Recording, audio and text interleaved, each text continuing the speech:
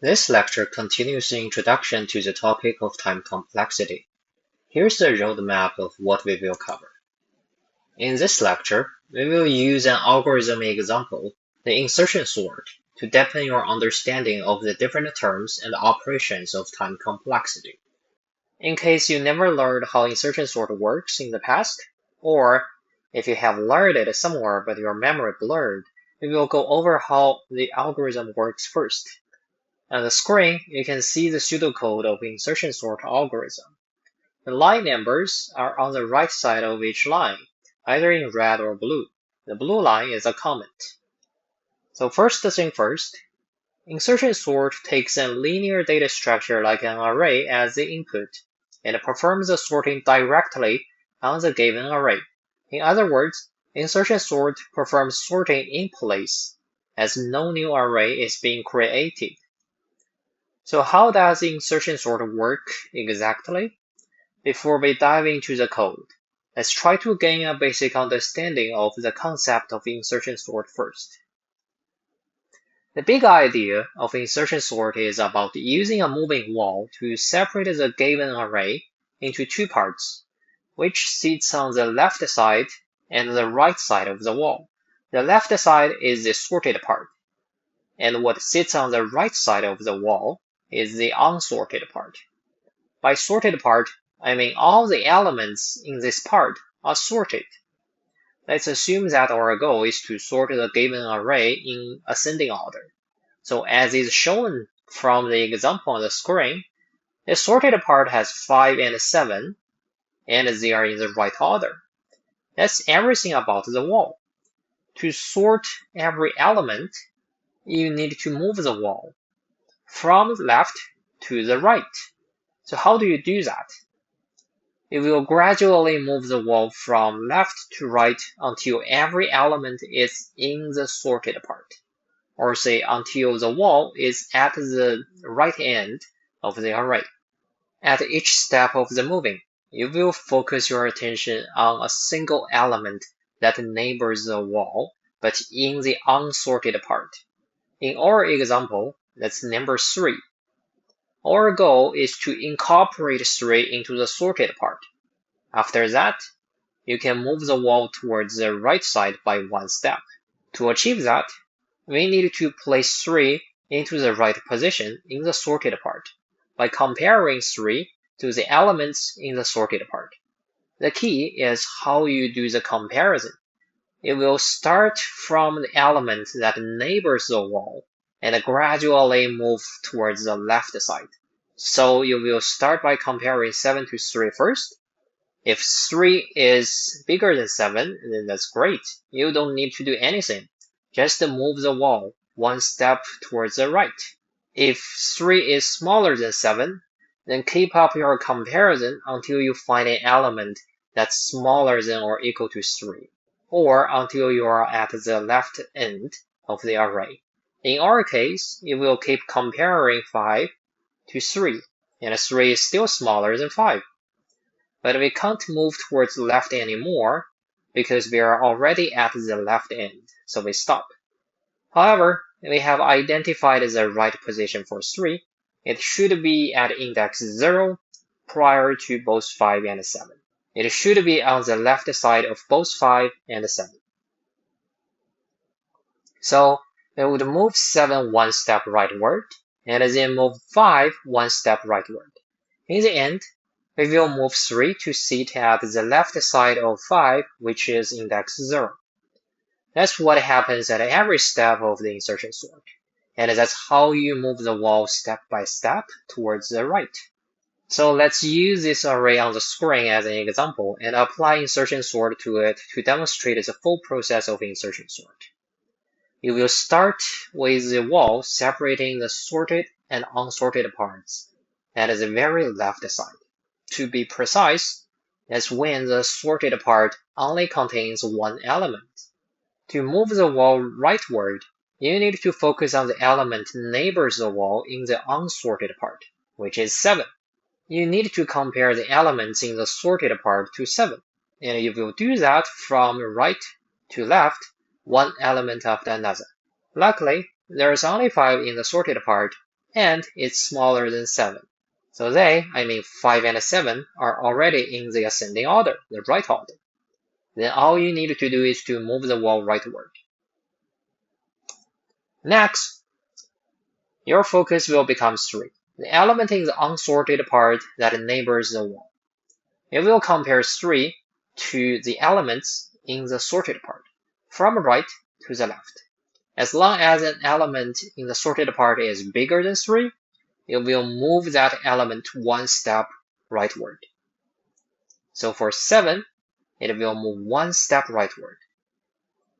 For 5, it will move one step rightward. You may worry that moving such elements rightward will overwrite 3. Don't worry. We will save 3 to a variable named key beforehand, so we won't lose access to its value. So in the end, you will either encounter an element that's smaller than or equal to 3, or you will be at the very left side of the array. In that case, you will put 3, the value that you stored in the key variable, to where you stopped. So now the wall has moved to between 7 and 2. Your focus is 2 now, the element that neighbors the wall and is in the unsorted part. You will save 2 to the key variable first. It will compare the elements in the sorted part to 2, starting from 7, then gradually move towards left. As you do the comparison, as long as an element in the sorted part is bigger than the key, it will move it one step rightward. That applies to all the elements in the sorted part. So for 7, it's definitely bigger than 2. We will move it one step rightward. Then we go to 5. It's still bigger than 2. So we move it one step rightward. Then we go to 3. 3 is still bigger than 2. So we move it one step rightward. In the end, you are at the left end of the array. So you can place the key's value 2 into the position of index 0. Now we have merged the 2 successfully into the sorted part. We can move the wall one step rightward. Now your focus becomes 1, the element that neighbors the wall in the unsorted part. We will store 1 to the key variable first. After that, it will compare elements in the sorted part to 1, starting from 7, and then gradually move from right to left. 7 is bigger than 1, so we move it one step rightward. Then we go to 5. 5 is bigger than 1, so we move it one step rightward. Then we go to 3. 3 is still bigger than 1, so we move it one step rightward. Then we go to 2. 2 is still bigger than 1, so we move it one step rightward. Now you are at the very left side of the array and out of elements in the sorted part. So you can put the key's value, which is 1, into the position of index 0. Now you are at the very left side of the array and out of elements in the sorted part. So you can put the key's value to the position at index 0 and move the wall one step rightward. Now the wall is at the position between 7 and 10. Now your focus becomes 10, the last element in the whole array. You will start by storing its value to the key variable first, and then compare elements in the sorted part to 10. You will start from 7. Since 7 is smaller than 10, the comparison will stop here. Why? All elements in the sorted part are already in the ascending order that you want. And 7 is the last element in the sorted part, as well as the biggest. As long as 10 is bigger than 7, it's going to be bigger than every other element in the sorted part. That's why there's no need to do any further comparisons. You can simply move the wall rightward by one step.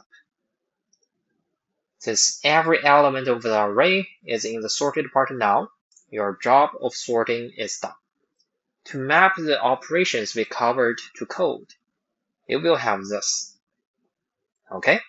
There are 2 loops, the outside for loop and the inside while loop. The outside for loop traverses from left to right. This loop is about moving the wall. The key variable is always used to store the element that neighbors the wall in the unsorted part. Okay, the element in focus. Why does the outside for loop start from index 1 instead of 0, you may wonder?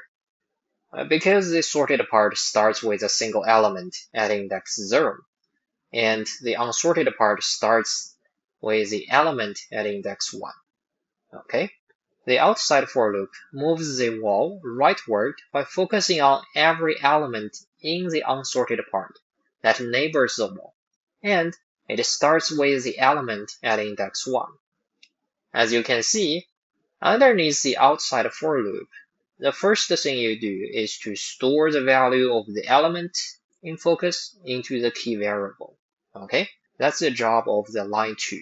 Next, this inside while loop only gets triggered when you have some elements in the sorted parts that are bigger than the key. Okay, that's specified by the two conditions of the inside while loop. If the key is bigger than the largest element in the sorted part, the while loop won't get triggered at all. What happens underneath the inside while loop? Once you have an element in the sorted part that's bigger than the key, it will move it one step rightward. That's what line 6 does. Line 7 simply helps decrement the counter j so that you can traverse from right to left to check the next element in the sorted part. In the end, it will place the key's value into its right position, either at index 0 or at the right side of the first element that's smaller than the key. That's what line 8 does. The index of the right position is j plus 1, because the last iteration of the while loop decrements j too much, one step further than where it should land, as the example you see on the screen. When the inside while loop finishes itself, the value of j will be negative 1. That's why you need to add 1 to j in the end to get the position of the key. Okay? That's everything about how insertion sort works. Based on the pseudocode, here's the time complexity function for the insertion sort. Well, that's a mouthful. All the symbols C1, C2, and all the way to C8, they stand for constant time, and the digits correspond to line numbers. With all the symbols, I know it's hard to figure out what it is, or even how we get here. Let me simplify things for you a bit. By hiding the inside while loop first, we will also hide its corresponding time complexity. For the remaining lines, the time complexity will be relatively easy to figure out. The first line runs for C1 multiplied by n time, where n is the input array size. Although the for loop starts at index 1, it still needs to go from index 0 first to get to the position of index 1. So it takes literally n steps, and each step takes a constant time C1. That's how you get C1 multiplied by n. Okay? The second line takes C2 multiplied by n minus 1 time. Considering that the for loop only runs for n minus 1 times, in each iteration of the for loop, line 2 takes a constant time C2 to get executed.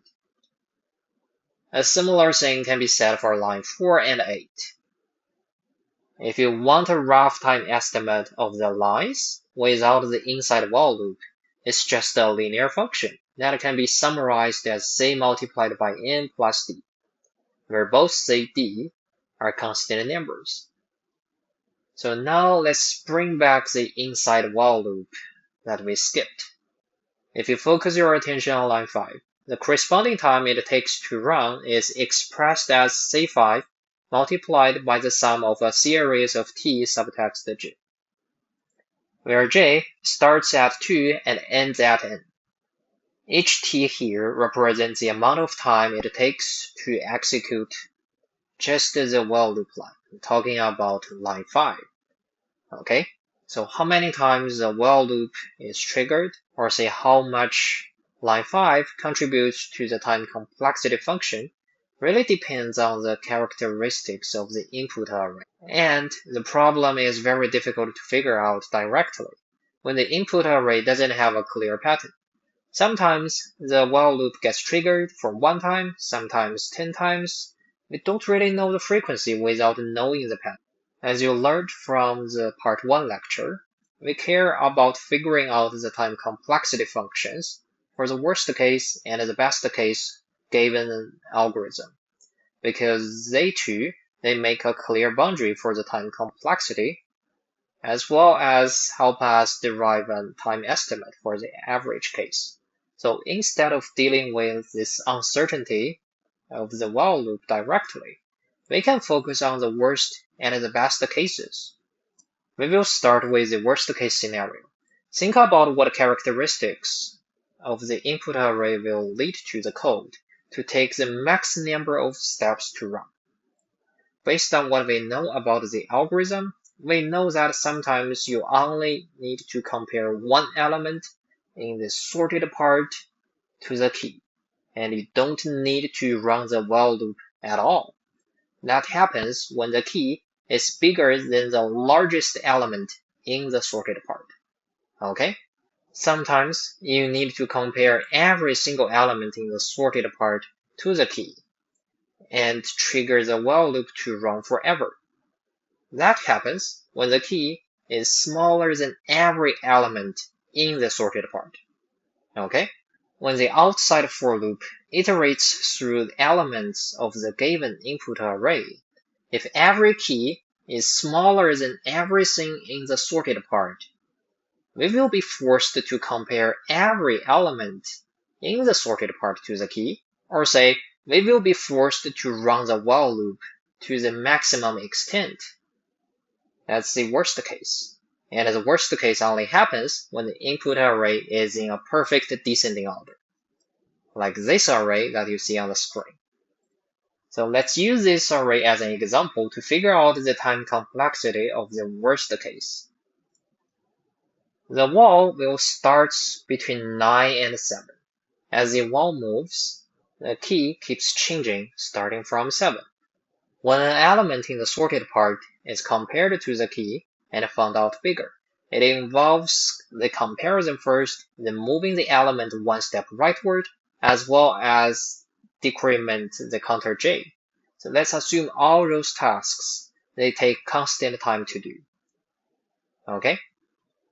Starting from 7, it will take c multiplied by 1 time, because you need to do exactly one comparison and all those tasks. Then for 6, it will take c multiplied by 2 time, because you need to do 2 comparisons and double amount of those tasks. It will go on and on. If the input array size is n, it will take c multiplied by n minus 1 time for the last element in the array. Okay? The time complexity function will be the sum of all these items, like this. We can extract the c from all these different items, and the Tn can be expressed as c multiplied by the sum of 1 plus 2 plus 3 all the way to n minus 1. The sum from 1 to 2 to 3 to n minus 1 is roughly equal to n squared divided by 2. You can approach adding things up by adding the head to the tail. I mean 1 and n minus 1. The next head to the next tail. I mean 2 and n minus 2.